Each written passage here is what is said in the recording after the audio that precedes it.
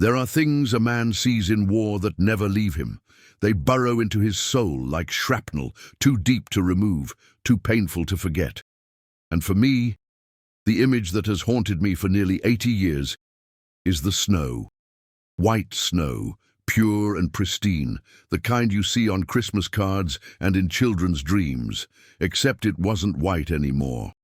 In the winter of 1944, the snow turned red, and I was still alive. My name is James Callahan, though everyone who knew me back then called me Jack. I was born in 1923 in a small town outside Boston, the son of a shipyard worker and a piano teacher. I grew up believing in hard work, apple pie, and the goodness of America. I grew up believing that if you did the right thing, life would work out in the end. The war taught me different. I enlisted in January of 1942, just a month after Pearl Harbor. I was 18 years old, full of fire and patriotism, convinced that I was going to help save the world. By December of 1944, I was 21, and I had seen enough death to last 10 lifetimes. I had watched friends die in my arms. I had taken lives and lost pieces of my own soul in the process. I was no longer the boy who had left Massachusetts with dreams of glory. I was something else, something harder, something broken, something that would never fully heal. But I was still alive. And that winter, in the frozen forests of Belgium, staying alive was the only thing that mattered. Before I continue, I want to ask you something. If this story moves you, if it makes you think about the sacrifices that ordinary men made in extraordinary times, please take a moment to hit that like button and subscribe to this channel. There are more stories to tell, more voices from the past that deserve to be heard. Now, let me take you back to that winter. Let me tell you about the snow. It started on December 16th, 1944. We were positioned near a small town called Bastogne in the Ardennes forest of Belgium. The war had been going well. Too well, some said. After the breakout from Normandy and the liberation of Paris, we had pushed the Germans back to their own borders. Everyone was talking about being home by Christmas. Everyone was talking about victory. We should have known better. The Germans weren't finished, not by a long shot. They had been gathering their forces in secret, massing tanks and troops for one final, desperate offensive.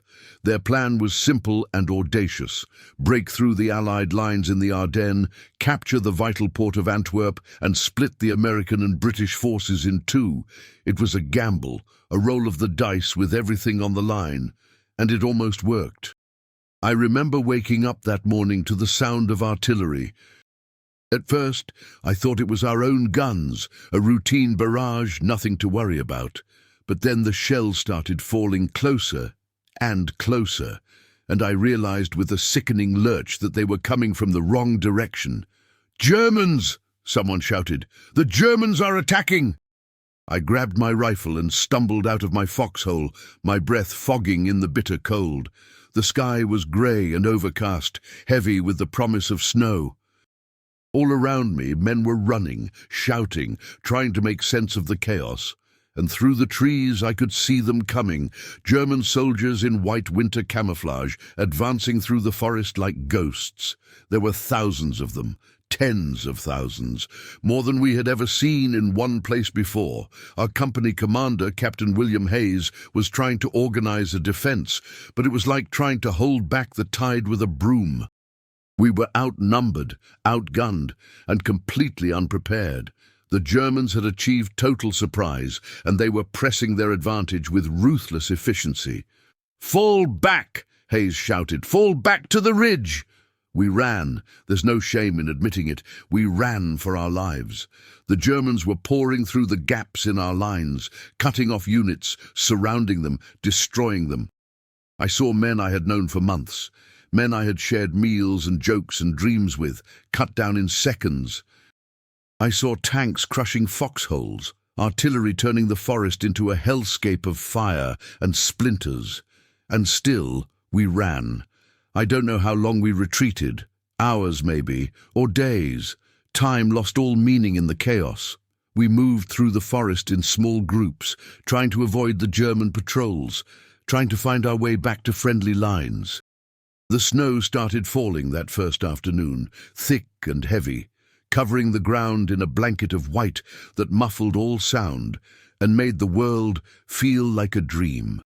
By nightfall, I found myself with a small group of survivors. Maybe 15 men from different units, all of us cold, hungry and terrified.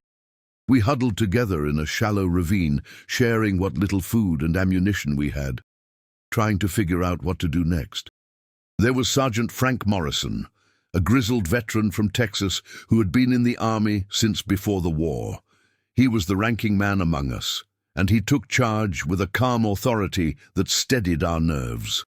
There was Private Tommy Chen, a Chinese-American kid from San Francisco who had lied about his age to enlist and was probably no older than 17. There was Corporal Daniel O'Brien, a big Irish fellow from Chicago with a booming laugh and hands like ham hocks. And there was Private First Class Robert Bobby Williams, a soft-spoken black man from Georgia who had grown up picking cotton and now found himself fighting for a country that didn't always treat him as an equal. We were a ragged bunch, thrown together by circumstance, united by survival. And over the next few weeks, we would become brothers. "All right, listen up," Morrison said, his voice low and steady. "We're in a bad spot, but we're not done yet. The Germans are pushing hard, but they can't be everywhere. Our job is to link up with friendly forces and get back in the fight. Anyone got a problem with that?" No one did. "Good. We move at first light. Get some rest while you can." But rest was hard to come by that night. The cold was brutal, well below freezing, with a wind that cut through our uniforms like a knife. We didn't dare light a fire for fear of attracting German patrols, so we huddled together for warmth, our teeth chattering, our bodies shaking. I remember looking up at the sky, at the snow falling silently through the darkness, and thinking that this might be the last night of my life. Tommy Chen was lying next to me, his young face barely visible in the dim light. "Jack," he whispered, "do you think we're going to make it?" I wanted to lie to him, to tell him that everything was going to be fine. But I couldn't. Not anymore. "I don't know, Tommy, but we're going to try. That's all we can do." He nodded, his eyes glistening. "I never told my parents I loved them. Before I left, I mean, I was too embarrassed. Stupid, right?" "Not stupid," I said. "When we get home, you can tell them. You'll have plenty of time." He smiled, a small, fragile smile that broke my heart. "Yeah, when we get home." We moved out at dawn, picking our way through the snow-covered forest. The world was silent, muffled, as if the war itself had paused to catch its breath. But we knew better. The Germans were out there hunting us, and every step we took could be our last. Morrison led the way, his rifle at the ready, his eyes scanning the trees. Behind him came O'Brien and Williams, then the rest of us in a staggered line. We moved slowly, carefully, stopping every few minutes to listen for sounds of pursuit. It was around midday when we heard the shots. They came from somewhere ahead of us, the sharp crack of rifle fire, followed by the deeper thump of machine guns. We dropped to the ground instinctively, our hearts pounding, our fingers tightening on our weapons. "Sounds like a firefight," O'Brien said. "Someone's still fighting." Morrison nodded. "Could be our boys. Let's check it out. But careful, could also be a trap." We crept forward, using the trees for cover until we reached the edge of a small clearing. What I saw there is something I will never forget. There were American soldiers in the clearing, maybe 20 of them, pinned down behind a low stone wall. They were surrounded by Germans, taking fire from 3 sides, their situation hopeless. As I watched, one of them tried to make a run for it and was cut down before he had taken 3 steps. "We have to help them," Tommy said. "We're outnumbered," Morrison replied. "We go in there, we die too." "So we just let them die?" Morrison was silent for a long moment. Then he turned to look at us, his weathered face grim but resolute. "No, we don't." He took a deep breath. All right, here's the plan. O'Brien, Williams, you take positions on the left flank. Chen, Callahan, you're with me on the right. The rest of you, provide covering fire from here. On my signal, we hit them hard and fast. Any questions? There were none. We moved into position, our boots crunching softly in the snow. My heart was pounding so hard I was sure the Germans could hear it. I looked at Tommy, saw the fear in his eyes, and gave him a nod of encouragement. "Ready?" Morrison whispered. "Ready," we replied. "Now!" We opened fire. The next few minutes were a blur of chaos and violence. I fired my rifle until my ears rang and my shoulder ached, aiming at the muzzle flashes in the trees, trying not to think about the fact that I was ending human lives. The Germans were caught off guard by our attack, and several of them fell in the first volley, but they recovered quickly, turning their guns on us, filling the air with bullets. I felt something tug at my sleeve and looked down to see a hole in my jacket just inches from my arm. Close, too close. "Keep firing!" Morrison shouted. "Don't let up!" O'Brien and Williams had found a good position on the left flank and were pouring fire into the German ranks. The trapped Americans, realizing that help had arrived, rallied and pushed back against their attackers. For a moment the tide seemed to turn. Then the mortar rounds started falling. The Germans had mortars. We hadn't counted on that. The first round landed in the middle of our position, sending up a geyser of snow and dirt. The second round was closer. The third landed right next to Tommy Chen. I saw it happen in slow motion, the flash of the explosion, the spray of debris, Tommy's body lifting into the air and crashing back down. I screamed his name and ran toward him, bullets whipping past my head, not caring about anything except reaching him. He was still alive when I got to him, but barely. His chest was torn open, his blood spilling out onto the snow, turning it red. His eyes found mine, and he tried to speak, but no words came out. "Hold on, Tommy," I said, pressing my hands against his wound, trying to stop the bleeding. "Just hold on. We're going to get you out of here." But even as I said it, I knew it was a lie. There was too much blood, too much damage. No one could survive this. Tommy reached up and grabbed my hand. His grip was weak, fading. Tell my parents," he whispered. "You're going to tell them yourself," I said, tears streaming down my face. "You hear me? You're going to tell them yourself." But his eyes had already gone still, his hand falling limp in mine. Tommy Chen, 17 years old from San Francisco, California, was gone. I don't remember much about what happened next. I know that Morrison eventually pulled me away from Tommy's body.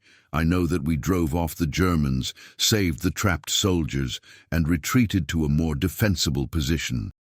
I know that the snow kept falling, covering Tommy's body, covering the blood, covering everything in a shroud of white. But inside me, something had changed. The snow would never look the same again.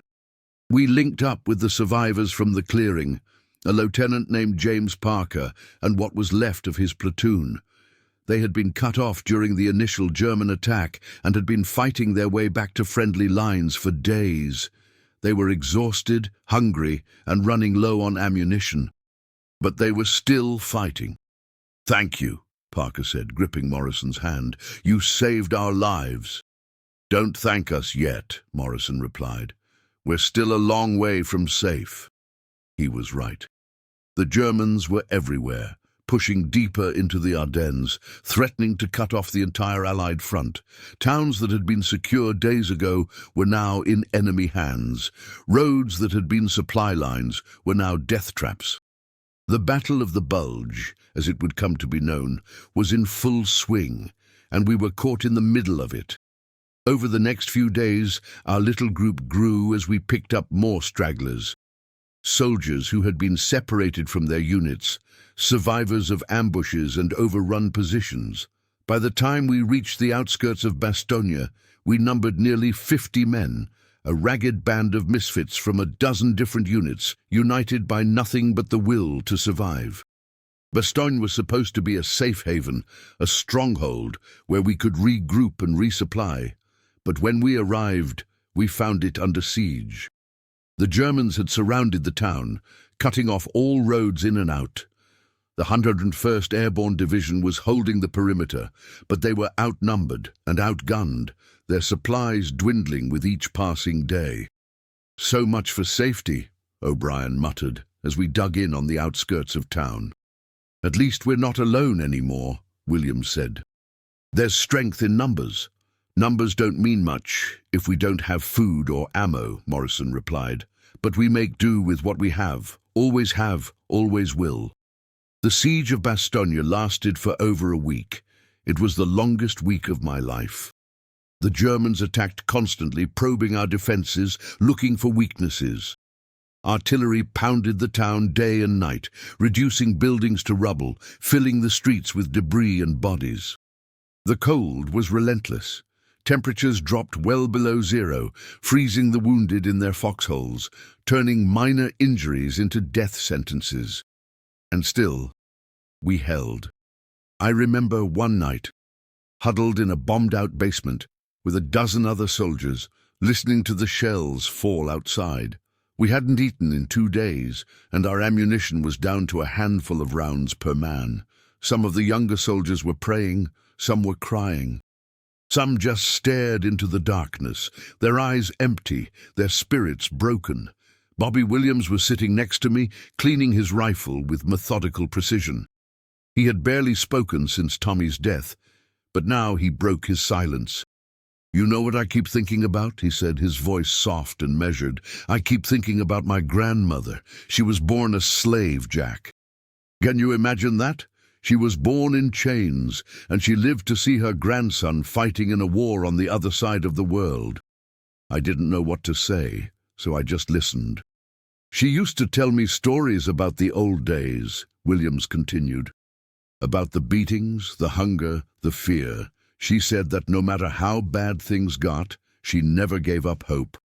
She believed that one day things would get better, that her children and her children's children would live in a world without chains."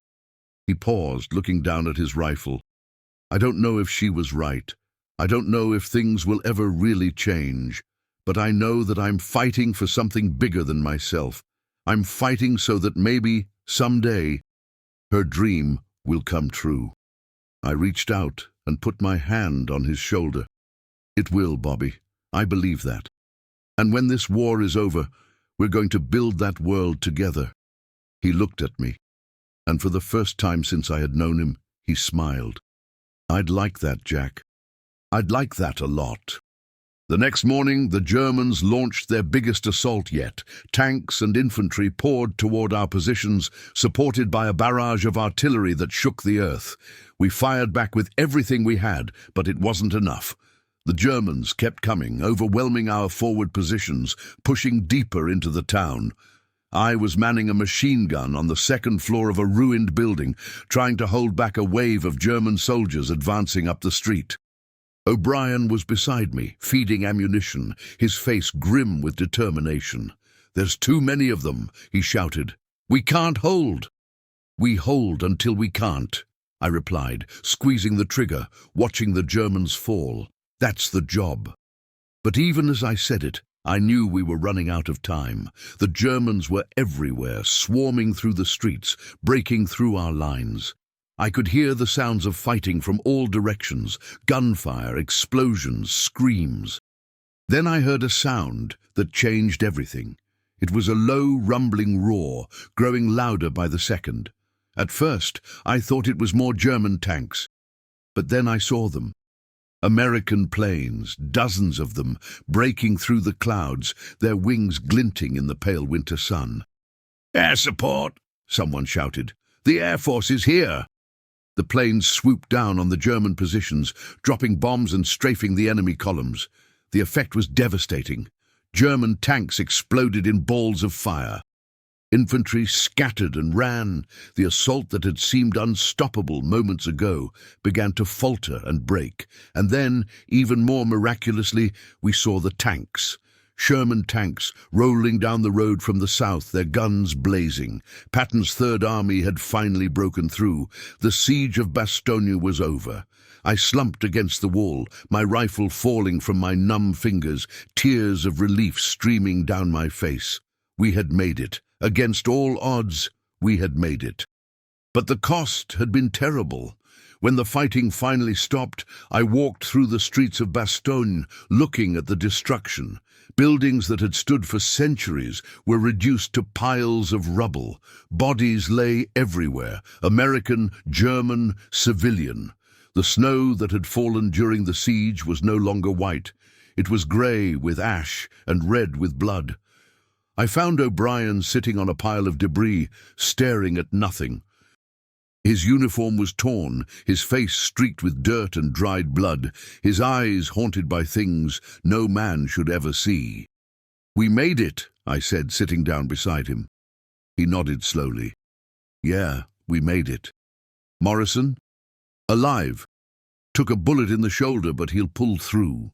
"Williams?" O'Brien's face tightened. "He didn't make it, Jack. Took a mortar round during the final assault. There wasn't anything left to bury." The words hit me like a physical blow. Bobby Williams, with his quiet dignity and his grandmother's dream, was gone. Just like Tommy. Just like so many others. "He was a good man," I said, my voice breaking. "The best," O'Brien agreed. "Too good for this damn war." We sat there in silence for a long time, two broken men in a broken town, surrounded by the wreckage of a battle that would be remembered for generations. I thought about Tommy Chen and his unspoken words of love. I thought about Bobby Williams and his grandmother's hope. I thought about all the men who had fallen in the snow, their blood staining the ground, their dreams dying with them, and I thought about the fact that I was still alive. Why me? Why had I survived when so many others hadn't? There was no logic to it, no reason. It was just luck, blind, stupid luck. I hadn't been braver or smarter or more skilled than the men who had died. I had just been in the right place at the right time or the wrong place at the wrong time, depending on how you looked at it. The guilt of survival is a strange thing. You feel grateful to be alive, but also ashamed. You wonder if you could have done something different, something more, to save the men who fell. You replay every moment, every decision, looking for the mistake that cost your friends their lives, but there are no answers. War is chaos, and in chaos there is no justice, no fairness, no meaning. There is only survival. The battle continued for weeks after the siege was lifted. We pushed the Germans back, reclaiming the ground they had taken, advancing toward the Rhine and the heart of Germany itself. By the time the fighting in the Ardennes was over, more than 19,000 American soldiers had lost their lives. Tens of thousands more were wounded or captured. It was the bloodiest battle in American history. I was one of the lucky ones. I survived the Battle of the Bulge with nothing worse than frostbite on my toes and a scar on my arm from a bullet that came too close. Physically, I was fine, but inside, I was changed forever. The war ended a few months later. Germany surrendered in May of 1945, and the world celebrated. But for those of us who had been in the thick of it, the celebration felt hollow. We had seen too much, lost too much, to feel anything but relief that it was finally over. I went home to Massachusetts in the summer of 1945. My mother was waiting for me at the train station, just like she had been when I left 3 years earlier. She looked older, her hair grayer, her face lined with worry, but her eyes were the same, warm, loving, filled with tears. "Welcome home, Jack," she said, pulling me into her arms. "Welcome home." I held her for a long time, breathing in the familiar scent of her perfume, feeling the warmth of her embrace. For the first time in months, I felt safe. For the first time in months, I felt like I might be okay. But the war followed me home. It always does. The nightmares started almost immediately. Every night, I would relive the battles, see the faces of the men who had died, hear their screams and their prayers. I would wake up drenched in sweat, my heart pounding, my hands reaching for a rifle that wasn't there. The snow was always there, in my dreams, white snow turning red, blood spreading across the frozen ground. I had trouble adjusting to civilian life. The things that had seemed important before the war, work, money, success, felt meaningless now. I couldn't understand how people could go about their daily lives, worrying about trivial things, when the world was so full of suffering and pain. I felt disconnected, alienated, like an outsider in my own country. My father understood. He had fought in the Great War, had seen his own share of horror. He didn't push me to talk about what I'd experienced, but he was always there when I needed him. We would sit on the porch together in the evenings, not saying much, just being present with each other. It helped more than I can say. I kept my promise to Tommy Chen. A few months after I got home, I traveled to San Francisco to visit his parents. They lived in a small apartment in Chinatown, above a restaurant that smelled of ginger and soy sauce. When I knocked on their door, an elderly woman answered. Tommy's mother. She looked at me with eyes that already knew why I had come. "You knew my son," she said. It wasn't a question. "Yes, ma'am. He was my friend." She invited me in, and I sat with her and Tommy's father in their small living room, surrounded by photographs and memories of the boy they had lost. I told them about their son, about his courage, his kindness, his smile that could light up even the darkest moments. I told them that he had spoken of them before he died, that his last thoughts had been of the family he loved. And I told them what he had wanted to say. Tommy's mother wept. His father sat in silence, his face a mask of grief and pride. When I finished, they thanked me for coming, for taking the time to honor their son's memory. "He was a good boy," his mother said. "A good boy." "The best," I replied, "the very best." I never forgot that visit. It became a kind of ritual for me in the years that followed, visiting the families of the men I had lost, telling them about their sons and brothers and husbands. It was painful every time, but it was also necessary. The men who died deserved to be remembered, and their families deserved to know that their sacrifice had mattered. I met Grace in the fall of 1946. She was a nurse at the Veterans Hospital in Boston, where I had gone for treatment for my frostbite. She was beautiful, with dark hair and green eyes, and a smile that made my heart skip a beat. But more than that, she was kind. She understood the darkness I carried inside me, and she wasn't afraid of it. Our courtship was slow and tentative. I was still broken, still haunted by the ghosts of the men I had lost. But Grace was patient. She listened when I needed to talk, and she gave me space when I needed to be alone. She never tried to fix me because she understood that some things can't be fixed. They can only be carried. We were married in the spring of 1948 in a small ceremony at my mother's church. Morrison was my best man. O'Brien was there too, looking uncomfortable in his suit but grinning from ear to ear. It was a good day, one of the best days of my life. Grace and I had 3 children over the years, 2 sons and a daughter. I named my first son Robert, after Bobby Williams. My second son was Thomas, after Tommy Chen. And my daughter was Catherine, after Grace's mother. They grew up healthy and happy, never knowing the full extent of what their father had experienced.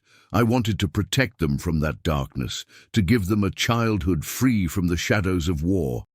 But I also wanted them to understand sacrifice. I wanted them to know that their freedom had been purchased with blood, that ordinary men had given their lives so that future generations could live in peace. So I told them stories, not the graphic, horrifying stories of combat, but stories about courage, about friendship, about the bonds that form between men who face death together. And I told them about the snow. I told them that in the winter of 1944, the snow turned red, and that I was still alive.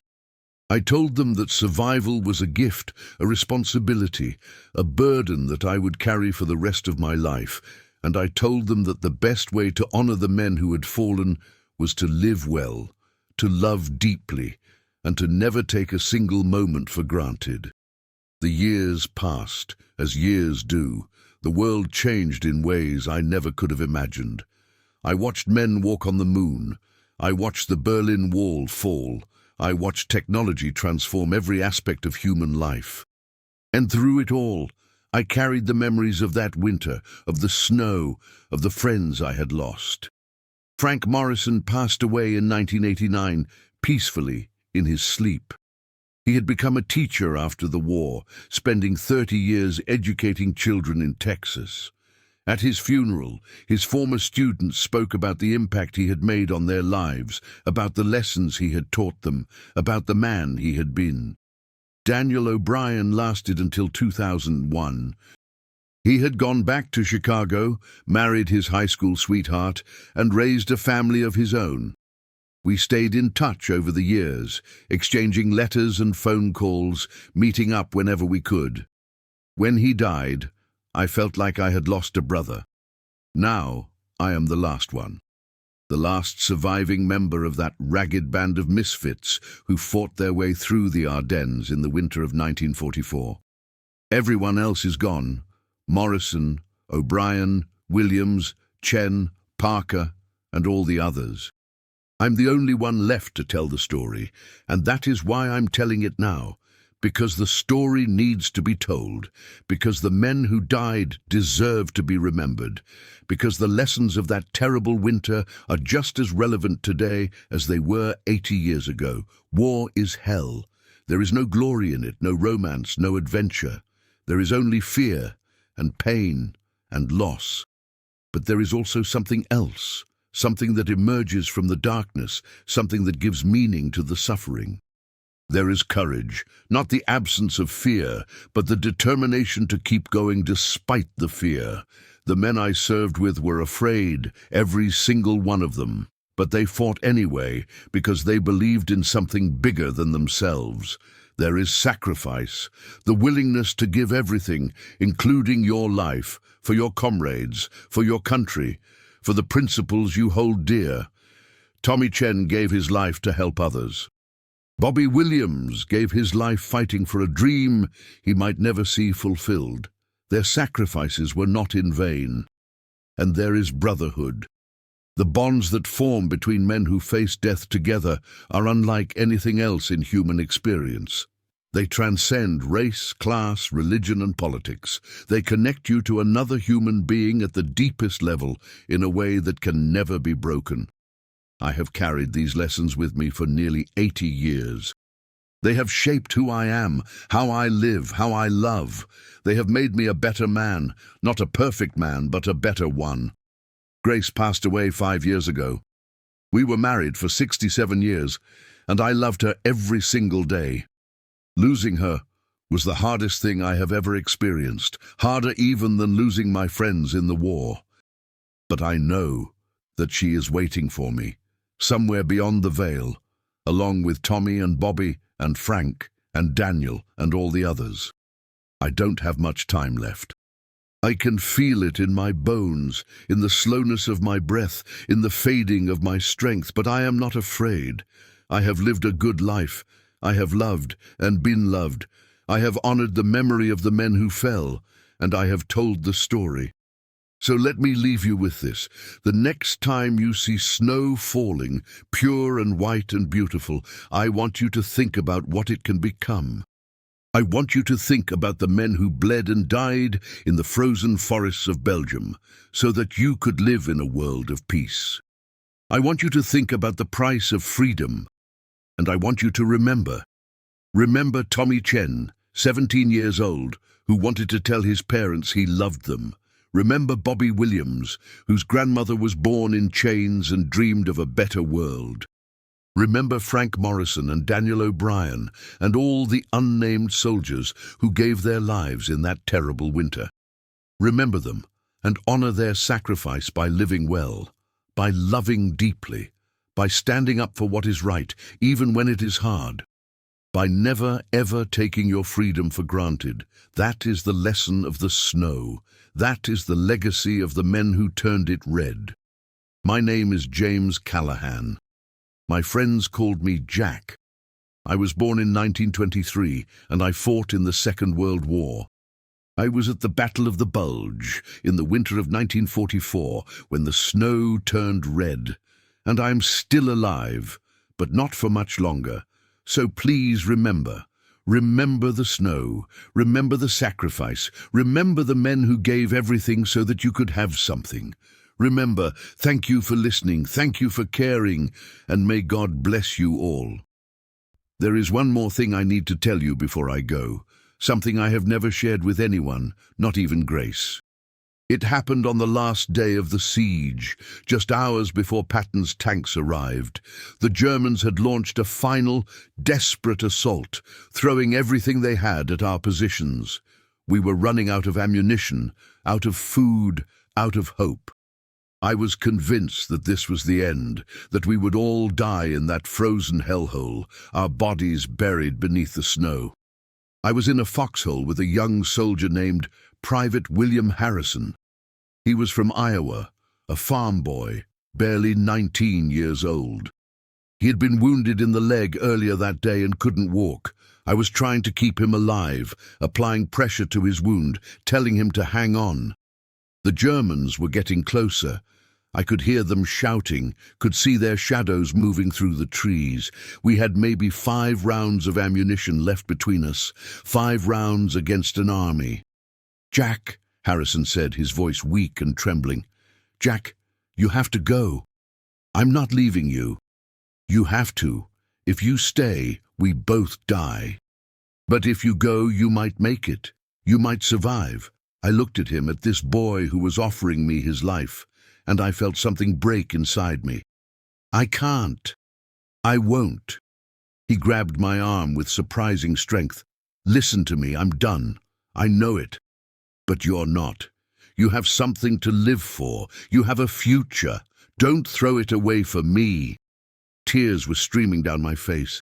"I don't know if I can live with myself. Leaving you here." Harrison smiled, a sad, gentle smile that I will remember until the day I die. "You'll find a way.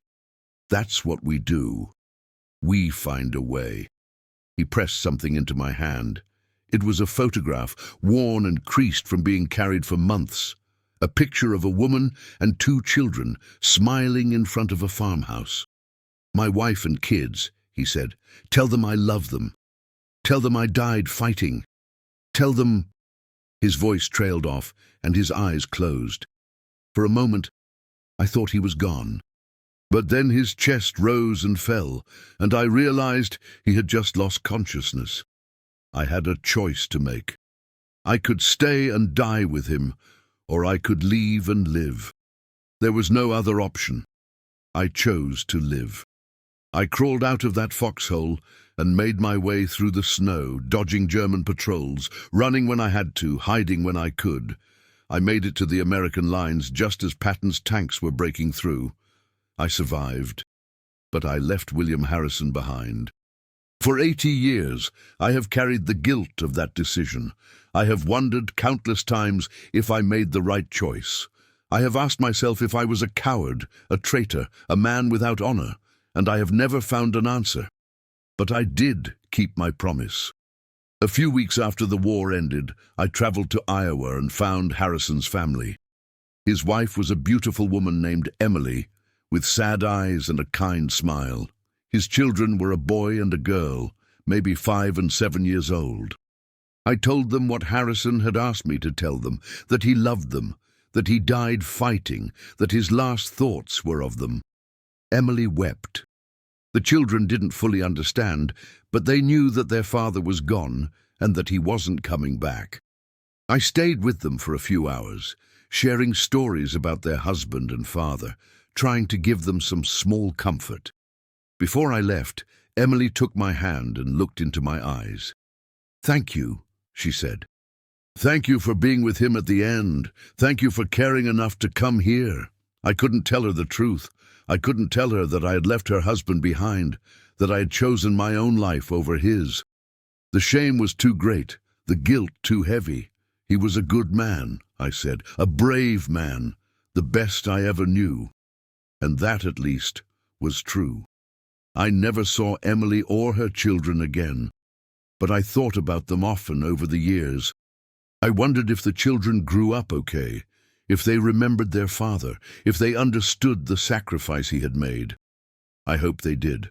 I hope they know that William Harrison was a hero, not because he killed enemies or won medals, but because he was willing to give his life so that someone else could live. That is the truest form of courage. That is the highest form of love. I am not a hero. I'm just a man who survived when others didn't, who made hard choices in impossible situations, who has spent a lifetime trying to come to terms with the things I did and didn't do. But I have tried to honor the men who fell. I have tried to live a life worthy of their sacrifice. I have tried to be the man that William Harrison believed I could be when he told me to go. And now, as I approach the end of my own life, I find that the guilt has finally started to fade. Not disappeared, it will never disappear entirely, but softened, gentled, transformed into something that feels almost like peace. I think Harrison would understand. I think he would forgive me. I think he would be glad that I survived, that I found grace, that I raised a family, that I told the stories that needed to be told. I think he would be proud. And that thought, more than anything else, gives me the strength to face whatever comes next. So this is the end of my story. The end of the tale of James Jack Callaghan, born 1923, veteran of the Second World War, survivor of the Battle of the Bulge. The snow still falls, every winter, and every winter I remember. I remember the cold, the fear, the blood on the snow. I remember the faces of the men I lost, the promises I made, the choices I had to live with, and I remember that I am still alive, still here, against all odds, carrying the torch for those who fell. The snow will keep falling, long after I am gone. But the memories will remain, the stories will endure, the lessons will be passed on from generation to generation as long as there are people who are willing to listen. That is my hope, that is my prayer, that is my legacy. Remember the snow. Remember the sacrifice. Remember the winter of 1944, when the world hung in the balance and ordinary men did extraordinary things. Remember and be grateful. My name is James Callaghan, and I was still alive.